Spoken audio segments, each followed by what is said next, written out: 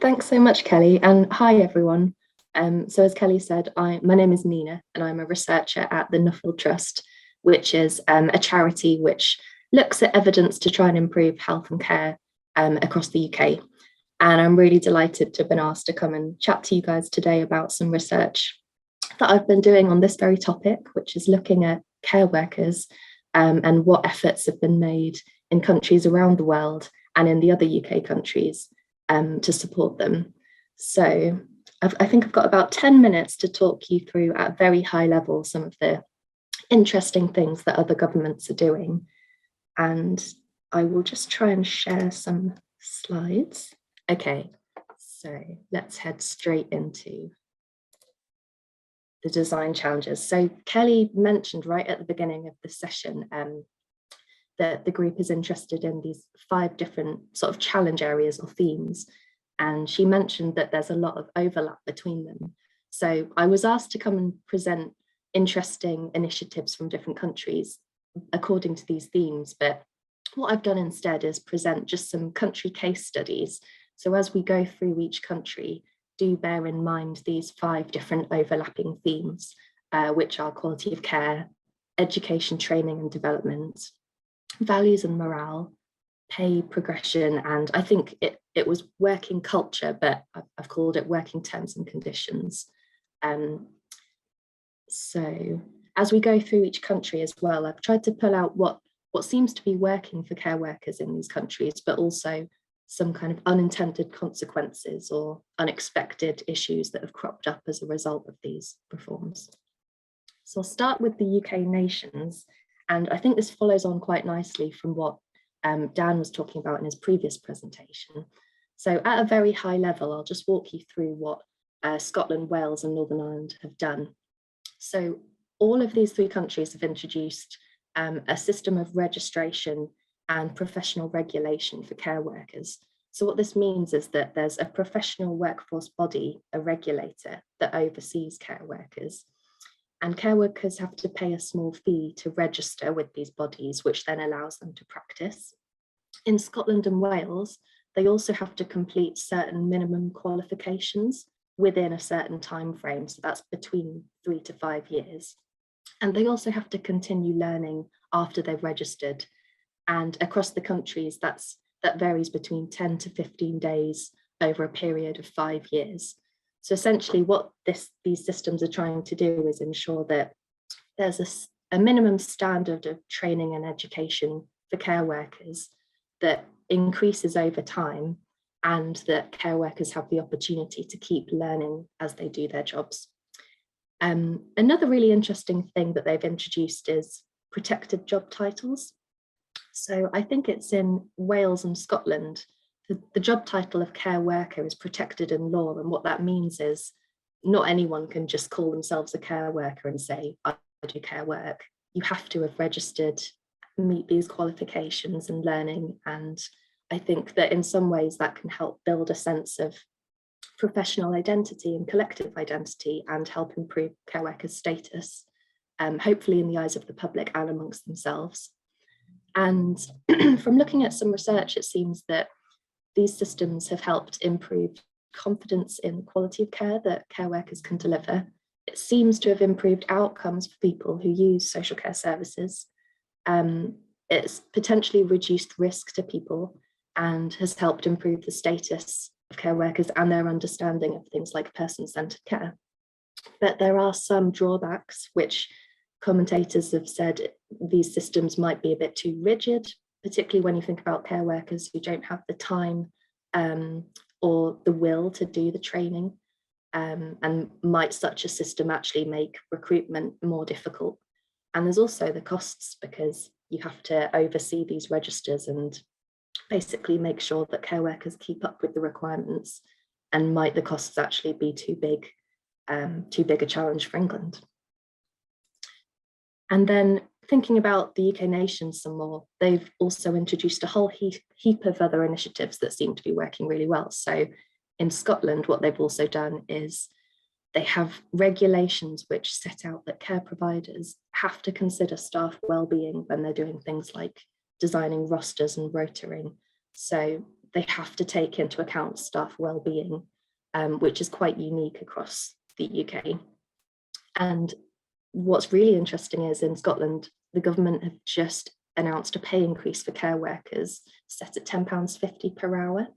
And what's interesting is that equates to NHS Agenda for Change Band 3.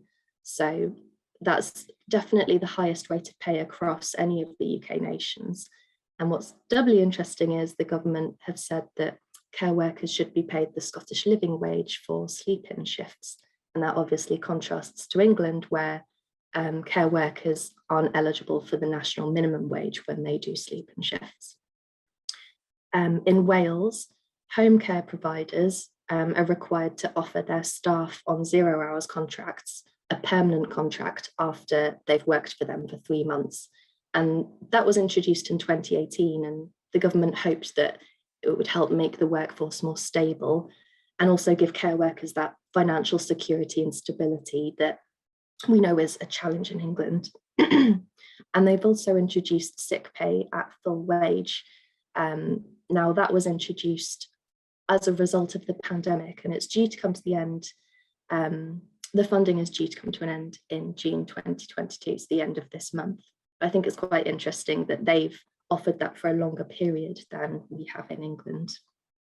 And then in all 3 of the UK devolved nations, they introduced pay bonuses for staff, and that's anywhere between £500 to just under £1,500. And they did that 3 times in Wales to try and recognise and reward care workers for their efforts over the pandemic. And I think Dan touched on this when he talked about Fair Work forums. So what's interesting is in Scotland, Wales and Northern Ireland, each of their governments have been really proactive in engaging with providers, commissioners, trade unions and workers to set up these forums where all these different bodies can come together to negotiate better pay, better working conditions, things like this. But in England, we don't have a similar such forum. So that was the UK nations. I'm now going to talk a little bit about New Zealand, which I think is a really interesting case study, where they seem to have introduced a pay and progression framework at a national level. And I know this is quite a popular idea from looking at the change ideas in the spreadsheets. So I'll talk you through what they've done. So in 2017, the government recognised that women who work in care work, because it's obviously a very feminised sector, had been historically underpaid compared to other industries, particularly those where men tend to dominate. And so in recognition of that, they awarded a gender pay uplift. So that was about 2 billion New Zealand dollars over the course of 5 years. And what that meant was all care workers received a pay increase of anywhere between 15 to 50% of their normal wages. And the government did that by introducing a pay and progression framework which set out 4 different pay grades, and they tied that to qualifications. So in order to progress up the grades, you had to meet certain qualifications, and your employer had to or has to support you to meet that. What's really important is they also offered another route for care workers who couldn't or didn't want to do those qualifications, to demonstrate their competence through length of service. So if they'd been with their employer for 3 years or 5 years or 12 years, they could progress through the grades. What's really nice is the care worker who brought this case, she brought a case against her employer and was backed by her trade union. And off the back of that, the government made this big settlement award. And she was then later named New Zealander of the Year, which I think is really nice recognition of care work. Some other things, the New Zealand government, I can see Chelsea celebrating that. So the government have also funded travel time and travel costs for home care workers. And what seems to have been the case from this reform is that care workers' quality of life has gone up as a result of their pay increase. And it's helped provide a clear progression pathway. But what's interesting is because there wasn't enough central funding from the government to pay all these new senior trained care workers, some of them saw their hours cut because their employers just couldn't afford to pay them on these new increased pay scales. And because this award was only meant to be for 5 years, the funding is due to come to an end this year. So it's kind of raised expectations, and now it's not clear on what terms this settlement might continue. So a kind of theme about sustainability here, but definitely some positives to inspire us. The next country, so I'm conscious of time, so I'll try and rattle through these a bit more quickly. In Germany, they have a really highly qualified and stable workforce where they rely on apprenticeships as a key route. Personal care is viewed as qualified work, so it's very much respected, and there are national training standards and professional development pathways. They've also introduced pay increases that are set well above the national minimum wage in Germany, with more qualified care workers paid more. And what's interesting is that if you are a care provider, the government's made it such that you can only enter the market if you agree to pay your staff on higher wages. And lastly, the government's done some interesting things in terms of offering care workers better childcare benefits, giving them 7 days extra holiday in this year, and offering them full sick pay for definitely 6 weeks. And then I think it's sick pay set at about 70% of the care worker's wage for 78 weeks, but we can go into the detail of that if desired. And then lastly, some other examples which speak to the discussion about men, I think, in health, in social care that you just had. So in Norway, they've got a bespoke recruitment and training program that's designed to recruit men, particularly younger men, so from age 26 upwards. And they've introduced things like male-only classes, mentoring with older men who work in care.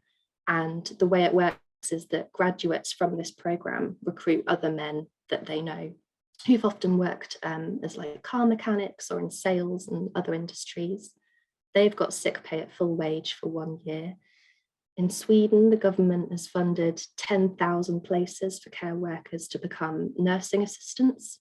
And it's a really nice deal where the local authorities in Sweden have said, okay, that's great. Once they've graduated, we'll offer them a permanent contract when they've completed the course. And then lastly, in Denmark, care workers quite routinely do between 1.5 to 3.5 years of training, and that's rotated across health and social care.